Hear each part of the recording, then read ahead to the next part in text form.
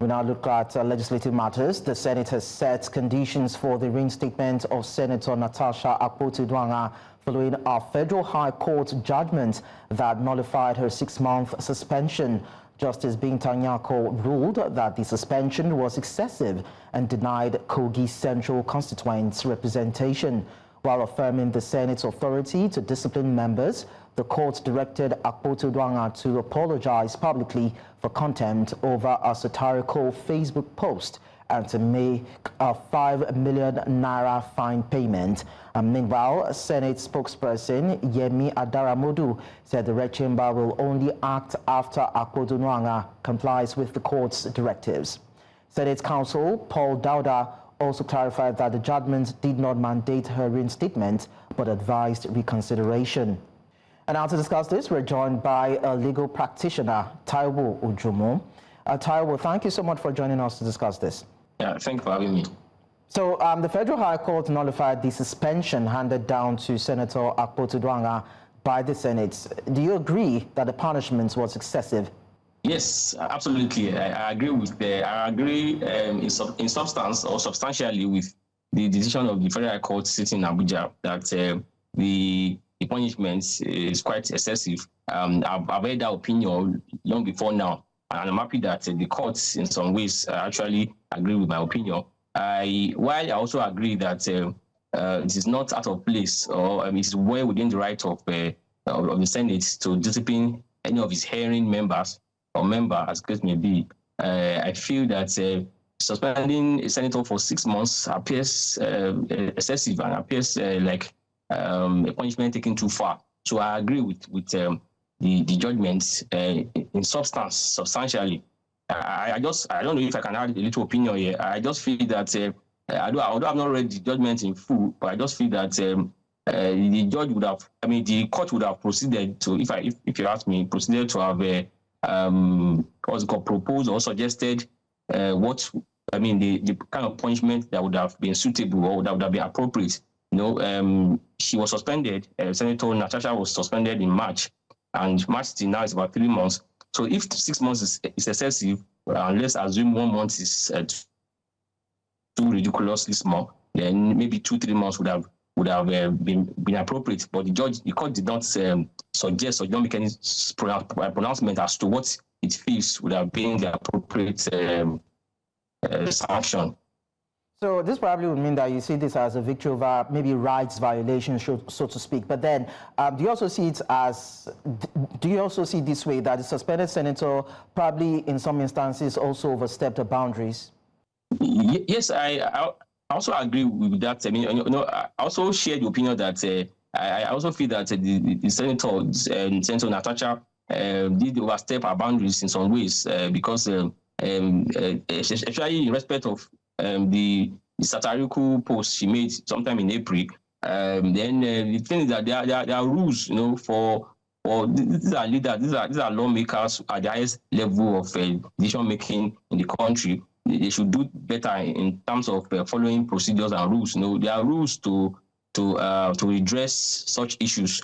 The social media is not the right place to go. I've always said this thing in my own private life that people, sometimes people love to bring issues that should go to judicial or quasi-judicial bodies. People like to bring them to the internet, to social media, to the court of public opinion, as they would say. Whereas there are procedures, I feel that in that regard, she went a bit overboard. But I agree with the court in substance. The decision appears to be very sound, and I must especially commend Justice Binta Nyako for that very brave and sound judgment. All right, so Taiwo, from a human angle perspective, could perceived excesses and satirical posts be excused owing to the sensitivity of claims in the chamber, allegations of sexual harassment, and the fact that it's a female senator, a gender in the minority in the National Assembly?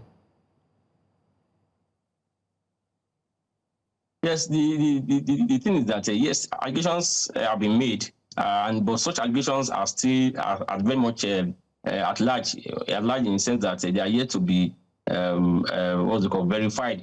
it's only the court of competent jurisdiction that also decide. But the matter before the court that the court decided upon has nothing to do with the allegation. I think it was more of the suspension. She went to contest a suspension. But if it can be established that the allegations the senator had brought forward against the Senate president are true, then it raises serious issues. It is something that should be taken seriously and not swept under the carpet, because the issue of gender, issue of sexual harassment is not such that should be taken with kids' glove. So yes, it's a very serious one. If it can be established that it is true. Yeah, but I also think that is also before the courts. But as of today, there are no substantive evidence to. I'm not the court. I don't preempt the court, but as of today, we just merely an allegation. It remains in that realm until the court establishes such allegation as true. It's not in court yet, but according to what we understand, it's under a committee probe. But then, the judgment advised the reinstatement of the suspended senator. So this would mean that the Senate still reserves the prerogative if the senator fails to make restitution, right? Well, the thing is that as a lawyer, I love to comply strictly with the decision of the court, because I feel that the court, after appeal, if the parties decide to appeal, but I'm a respecter of the court's decision.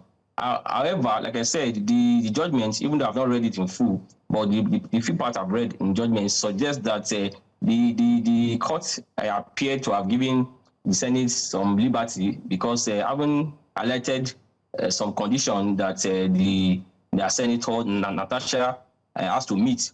So somehow, somehow that gave the Senate some kind of liberty to vary the decision, vary in the sense that now they are pushing the burden to take further steps or to reinstate now rests on the senator. The senator that was Senator Natasha. So yes, like I said, if the court had proposed, if in my own view, I've gone ahead to suggest and propose an appropriate sanction or let's say time frame, it would have made more sense if you ask me. But saying that 6 months is excessive and no alternative appropriate time frame was suggested, so that kind of left the decision within the discretion of the Senate. So now the Senate is now saying through his Senate leader or spokesperson, they're now saying that unless and until Senator Natasha does what the court has ordered, that after that is done, then they reserve the right to consider. So I think it boils down to the fact that the court does not specifically pronounce on what he considers to be appropriate. Okay, so permit me to be a bit cheeky here. Do you think that the people, the Kogi Central that Senator Natasha actually represents, or have actually lost that representation in the National Assembly, have the right to sue, the Senate for the overbearing punishment and the fact that they've lost some days, or should I say some months, in terms of governance in the Senate House?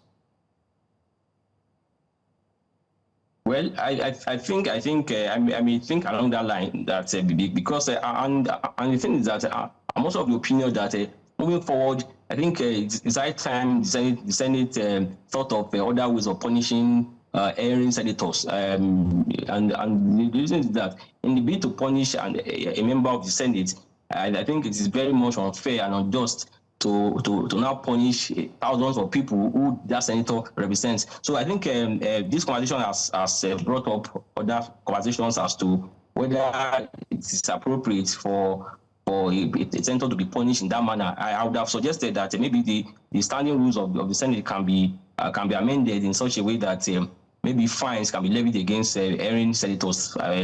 Punishment like suspension for several months has inadvertent implication on the consistency or the people such senator is representing. So yes, I'm tempted to lean in favor of the opinion that the people who have been misrepresented or who have been affected by the fact that their leader has been suspended can have some form of rights which can be redressed by the court. I'm tempted to lean in favor of that opinion. All right, thank you so much, Taiwo Ojumu, for sharing your thoughts with us on the news.